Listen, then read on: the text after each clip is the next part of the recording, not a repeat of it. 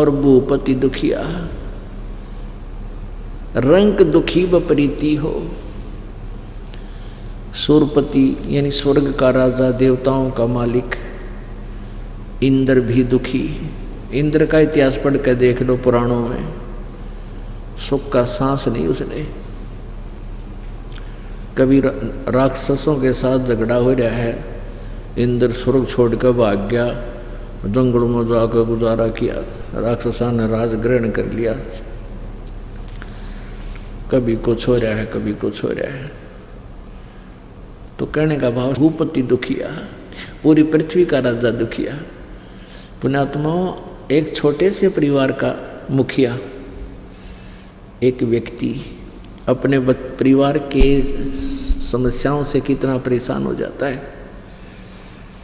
और एक अक्षेत्रीय राजा, एक छोटी सी पृथ्वी के टुकड़े का कोई प्रबंधक है, जैसे मुख्यमंत्री है, ये एक प्रांत का प्रबंधक है, मुखिया है, और प्रधानमंत्री है, ये अपने एक देश का मुखिया है।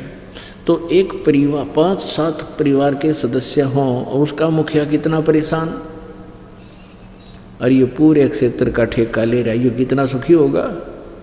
सपने में सुख नहीं इनको, राजाओं को सपने में भी।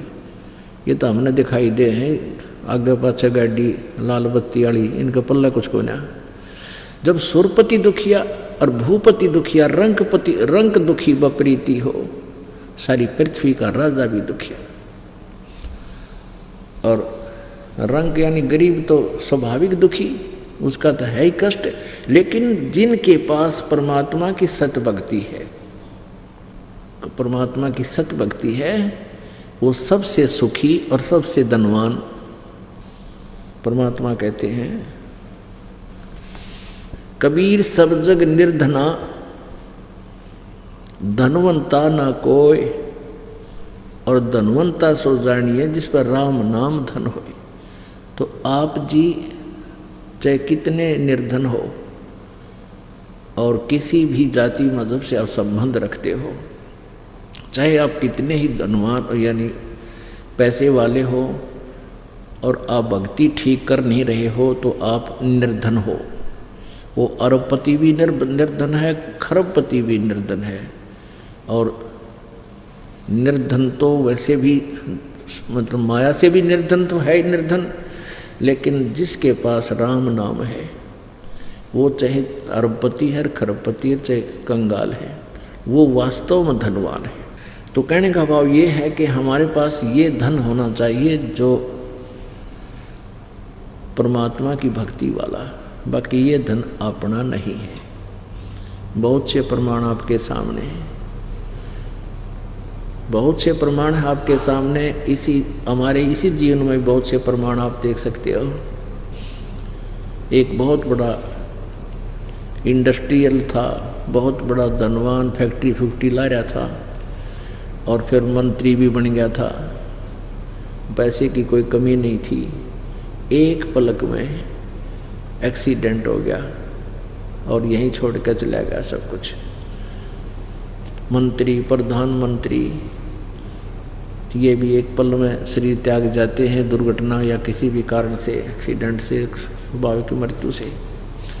तो परमात्मा कहते हैं कि सुरपति दुखिया, भूपति दुखिया, रंक दुखी बपरीति हो।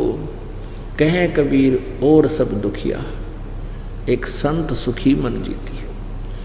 अब मन जीती कैसे होगा? मन जीतने का तरीका मालिक ने बताया है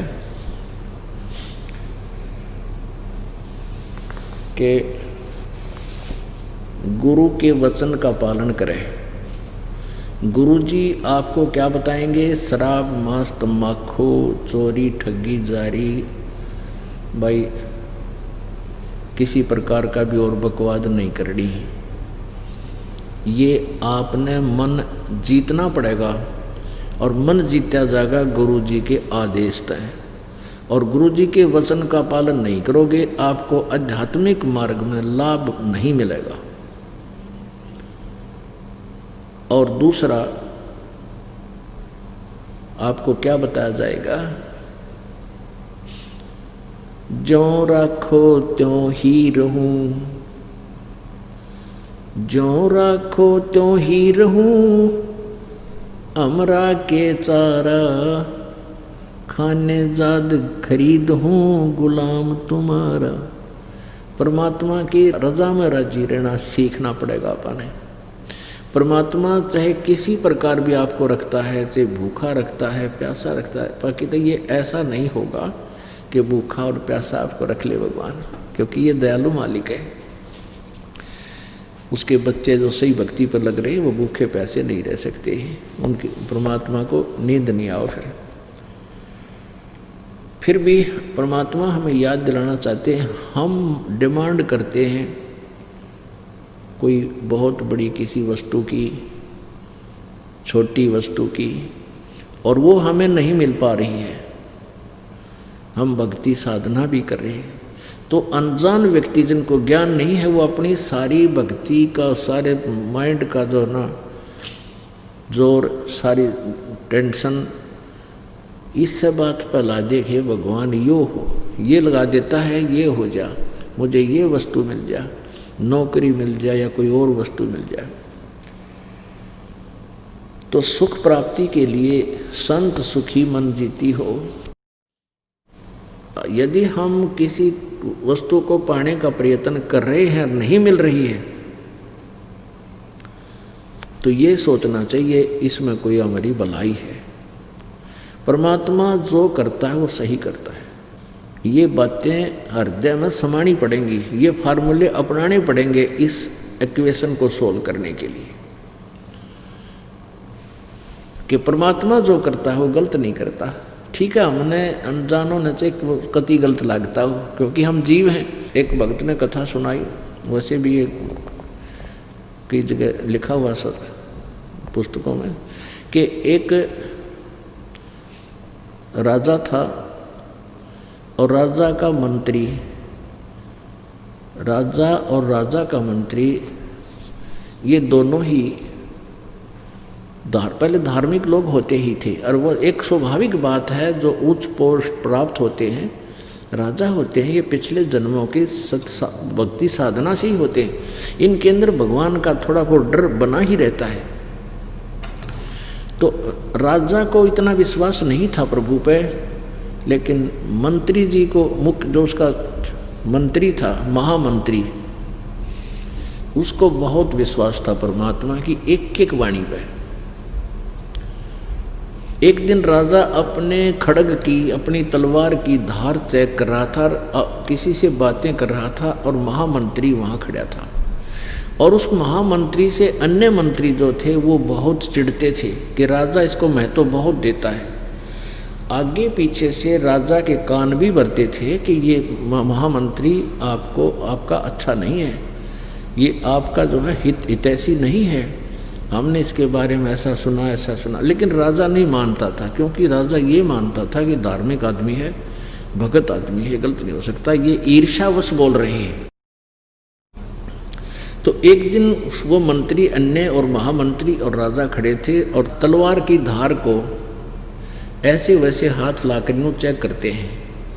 राजा का बातों में ध्यान हो गया और वो धार तलवार की इतनी तेज होती है, उंगली कट गई राजा की। और राजा ने कहा, अरे मर गया मैं तो, भाई नाश हो गया। तो महामंत्री ने कहा कि बहुत अच्छा हुआ। अब राजा की तो 100 पे सुई गई कि देख निकम्मा आदमी, मेरी उंगली कट गिरी, उन्होंने कहा है बहुत अच्छा हुआ। तो उसके फिर वह बात भी खटक गई कि ये मंत्री ठीक कहा करते कि ये दुश्मन है मेरा, मेरी उंगली कटी, ये खुशी मना रहा है, उन्होंने कहा बहुत अच्छा हुआ। राजा ने कहा कि इसको जेल में डाल दो।